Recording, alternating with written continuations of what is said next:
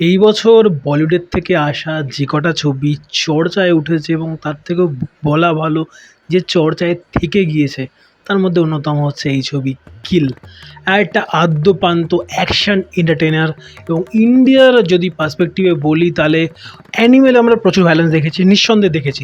এরকম আরও কিছু কিছু ছবির তার পরবর্তীকালে বা এই সময় হচ্ছে যেগুলোতে ভায়োলেন্স বা গোর বা রেজটাকে একদম আলট্রা প্রো ম্যাক্স লেভেলে নিয়ে গিয়ে সেগুলোকে পোর্ট্রে করবার চেষ্টা হচ্ছে। বাট সেগুলোর ক্ষেত্রে না অনেক ক্ষেত্রে হয়ে থাকে যে জাস্ট ভায়োলেন্সটা দেখাবো বলেই একটা সিন আমরা ডিজাইন করছি।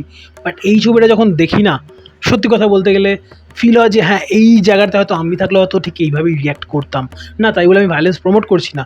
আমার পয়েন্টটা হচ্ছে ইমোশনালি যেই পিনাকেলে ছবিটা হাফ টাইমে বা ইন্টারভেল ব্লকে পৌঁছায় না, তখন মনে হয় যে হ্যাঁ, এরপর থেকে সত্যি হয়তো মানে যখন ইন্টারভেল ব্লকটা হয়, কিল লেখাটা ওঠে না বড় পর্দার উপরে, সত্যি মনে হয় যে হোয়াট দ্য বলে পরে শব্দটা মুখ থেকে বেরিয়ে আসে।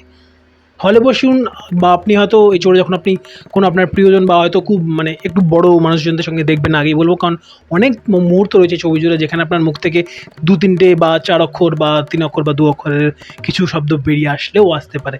কারণ স্ক্রিন প্লেটাকে ঠিক কীভাবেই এর পরিচালক বা যিনি চিত্রনাট্যকার তিনি লিখেছেন।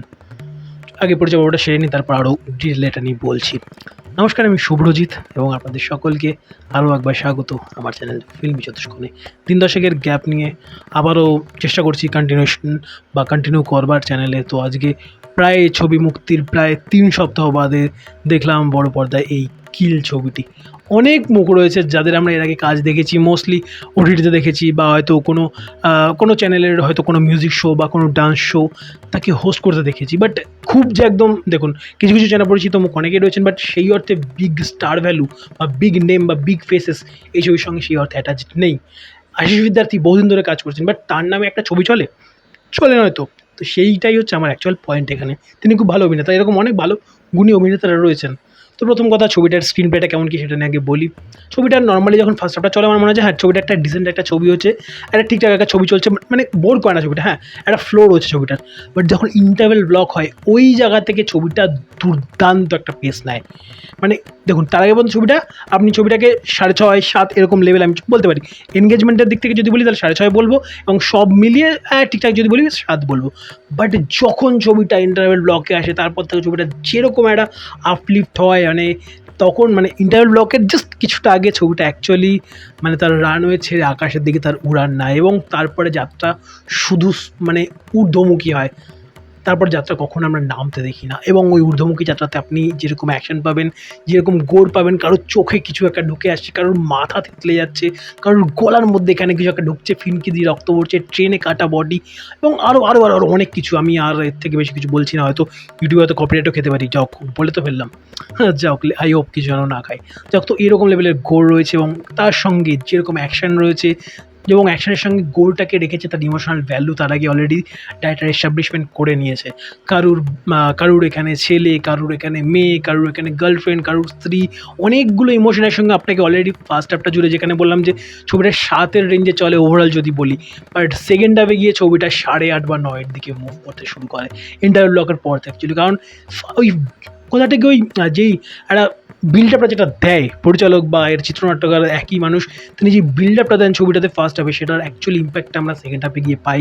এবং সেখানে যখন ক্যারেক্টারগুলো যখন ক্যারেক্টারগুলো যখন রিয়াকশনগুলো ফুটে ফুটে বেরোয়, এবং সেখানে আমাদেরও মনে হয় মার ফালাকে এইরকম মোমেন্ট তৈরি করতে সক্ষম হয়েছেন। এবং সবাই মিলে ছবিটা যদি বলি ভারতীয় ছবির নিরিখে গোড় অ্যাকচুয়াল অর্থে এখানে ছবিটাতে দরকার ছিল। এবং যেভাবে সাউন্ডের কাজ আমি এখানে বলছি, মানে যদি বলি ফলিটলিয়ান ওইসবে কাজ বলছি আমি এখানে। একবার বলছি না যে ব্যাকগ্রাউন্ড স্কোরে আমি আসবো। তো ওই কাজগুলো মোটামুটি যেরকম কাজ হয়েছে, এবং তার সঙ্গে লাইটের কাজ এবং লাইট আলো আধারি একটা ফিল, এবং গোটা ট্রেনটার মধ্যে যেভাবে তারা শুট করেছে, ওভারঅল বেশ ভালো কাজ হচ্ছে, বেশ টেকনিক্যালি সাউন্ডের একটা কাজ। তার সঙ্গে যেগুলো বললাম এর আগে, যেগুলো বলেছি সবগুলো পজিটিভ নোটে আপনি দেখুন ছবিটাতে একটাই আমার নেগেটিভ মনে হচ্ছে যে ছবিটা কোথাওটা গিয়ে যেন ওই শিব পার্বতীর গল্প যারা জানেন তারা জানেন, আমি ডিটেলে যাচ্ছি না। তো এই ছবিটা কোথাও থেকে শিব পার্বতীর একটা মোমেন্ট আমার একটা মোমেন্টে গিয়ে আমার মনে হয়, এবং গল্পটা তাই মনে হয় কোথাওটা গিয়ে। এবং সেখানে আমরা একটা শিব স্তোত্র বা ওরকম একটা কিছু ইন্ডিয়ানে যে একটা মিউজিক যদি পেতাম না, তবে ওই তাণ্ডবটা আরও দুর্দান্তভাবে হতে পারতো, আরও দুর্দান্তভাবে এনহ্যান্স হতে পারতো বড় পর্দা বা ছোটো পর্দা, আপনি যেই পর্দাতে দেখুন না কেন সেই পর্দার উপরে।